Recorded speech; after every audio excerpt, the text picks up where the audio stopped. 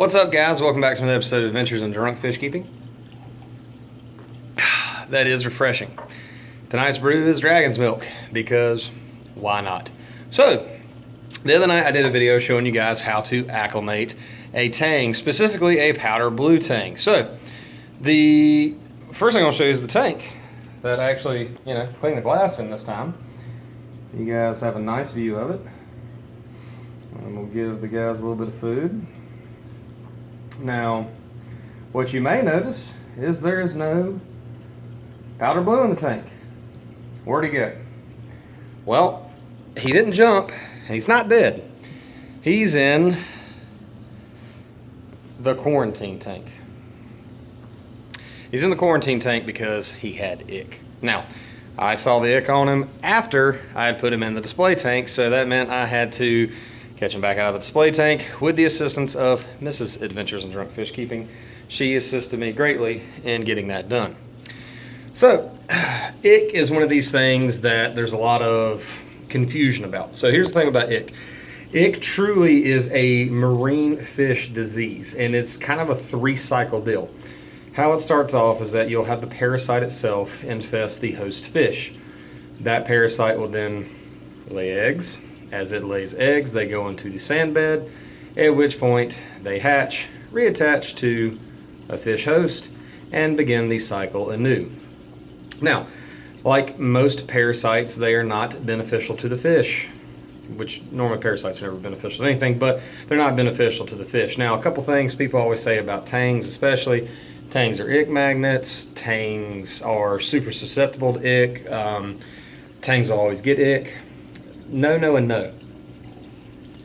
Tangs are, imagine a tang is a very fine-tuned athlete.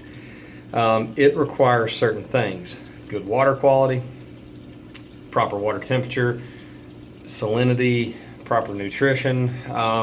You can't expect a tang to have really good success if you put it in a tank that doesn't have the conditions that it needs. Those are the big, 4 things I can think of, with some other little things for, good protein skimming, don't have high nitrates, but I digress. The best thing for a tang is established water with a good biofilter at the right temp and salinity, and they're fed properly. Now, the thing with ick is, and this is what really gets a lot of, hobbyists, you can pick up a fish from a store, order it online, wherever you get it from, and it can be beautiful. You can put it in a tank, they eat good, everything's great, and then they just start getting some ick, and you kind of are curious as where'd it come from? Sorry, I'm putting some extra pellets in the tank. You're going, where did it come from? The fish looked good, he was doing great, now all of a sudden he's got ick. Well, it can lay dormant in a fish, and it can be expressed through stress, whether it's shipping stress, new environment stress, food competition. Stress will weaken a fish's immune system, which in turn causes the ick to become prevalent and allows for its immune system to weaken enough for them to start taking over, and then you get the white spots. That is usually when people start freaking out. Most times, and this is something I've been guilty of, and this is why I have a quarantine tank now, is not quarantining fish properly, treating them properly before you put them in your display tank, which in turn can create parasites in your main display tank, which at that point you'd have to pull every single fish and quarantine them together or separately. But the problem with that is if you try to quarantine them separately, obviously they have to have a bunch of tanks, put them all in one tank, or just keep cycling sick fish right back into the tank and you never really kill the cycle.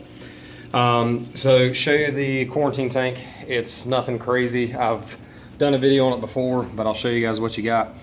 So it's a standard Aquarium 10-gallon. It's got a bubbler in there with basically a sponge filter just to help pull out some of the junk. The glass is dirty because I really didn't feel like, cleaning the glass. Besides a simple vinegar water bath on it the other day. You'll see I've got the light off the cube, a 240-gallon power head, and just a preset stick filter or a stick heater, and then a little bit of rock just to give him some coverage. You can see he kind of appreciates that, makes him feel a bit more safe. Now, The thing with a quarantine tank is that it allows you to dose medications that normally do not do so well for reefs. Cupramine is what I'm using. There's other methods to treat. I've just found that cupramine works for me. I use C-Chem-Bram, not advocating because I don't get sponsored by these guys, but at the end of the day, I do use that particular brand of medication. Now, people are wondering why you can't put the medication in with your tank. Well, most coral will not tolerate any of these copper-based treatments, nor will a lot of invertebrates. In fact, some fish can't handle it either. If you're ever curious or wonder what should you treat with, it's worth looking up on a site like, Reef Builders, Live Aquaria, asking your local pet store, LFS, reading the back of the bottle of instructions. They usually will tell you what can and cannot tolerate the medication. Now, like I said, cupramine is what I'm using for him. It works. It's a very simple dosing procedure. You basically put in, X amount of drops per gallonage that you have for the size of tank that you've got your hospital tank, your fish in. You have to wait 48 hours, then you dose again. And then this tang will probably be in this tank for the next 2 weeks. That basically gives everything in him a chance to heal up. Obviously there's no substrate, so there's nothing in there for the new brooding parasites to latch into. They basically have nowhere to go. So as the cupramine works and effectively kills them, there won't be anything else left for them to do. And here's the Adventures in Drunk Fish Keeping pup. As we said the other night, he's the bargain puppy. But hey, stop, lay down. But as you can see, hospital tank, he's probably not loving it, but it's like when everybody goes to the doctor or the hospital, no one really likes being there, but you got to be there. And he's got to be in there. You can see he's not thinned up any. He's paled out, which stress from the movements, the treatment, smaller habitat, that really probably doesn't help much. And in fact, I'm actually going to go ahead and kill the light on that so he can relax some. But kind of want to show you guys that. Just go over a simple hospital tank setup.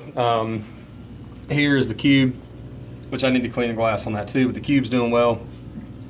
You can see a lot of plant growth. All the fish in there look good. We got the striped tetras, a cory, and a beta, which, just swimming on along. Like I said, this is a really cool tank. If you guys are looking to get into some, or if you want to get into the hobby on the cheap, these rimless cubes they have out now, like that one, super cool tanks, really affordable. Most times you can pick a cube up. Now this is a standard cube. As you can see, there's no back wall filtration system. They do offer these in a bunch of different brands, Red Sea, Waterbox, Innovative Marine. They offer these cubes with or without back end filtration. You can get them. The smallest ones I've seen are about a 3 gallon, which I wouldn't really recommend unless you're an advanced keeper. It's just a pain to keep the water clean in something that small. You have to constantly keep up with it. They offer them 5, 8s, 10s, 20s, 15s, weird 7 gallon. I mean, they offer pretty much any size you want that'll fit. These are great because they're desktop. 8 gallon freshwater, you're looking at 8 pounds a gallon. So, you're with tank, substrate, water, light filter, you're around 70 pounds total, maybe less depending on what you put in there. So they're good desktops. And like I did on the video before, these are really good to get into the hobby because you've got enough depth where you can put a decent layer of substrate. You can build some structure, whether it be with rock, sand, driftwood, plants, soil, however you want to do it. You can build a good structure base in this and have a really cool aquascape tank. As you can see, I kind of did mine as like a, kind of like I wanted that Japanese garden look, which I got to get in there and do some pruning on the plants. I just want to let everything grow good, but that kind of has this little, middle of the island kind of look, and that's kind of what we're going for. And like I said, the light was the most really expensive part of this. This was a $60 light. but it grows plants amazingly well, and it's a fluval, which does have control just like your aqua illumination stuff, like my Hydra 26 is the AI Prime. And then I've just got a Deep Blue Marine 10-gallon hang on the back filter with a little bit of a different pack material. What they put in there is like a little cartridge with carbon, and like it's kind of like a weir with like a kind of coarse, I don't know, like a coarse fabric over it to hold the cotton in, and then a foam filter. Once the BioNet got established, I took and put a small bag of carbon in there and a bag of ceramic, let that cycle in for about 2 weeks, pulled the little plasticky crappy filter out and chunked that down the road.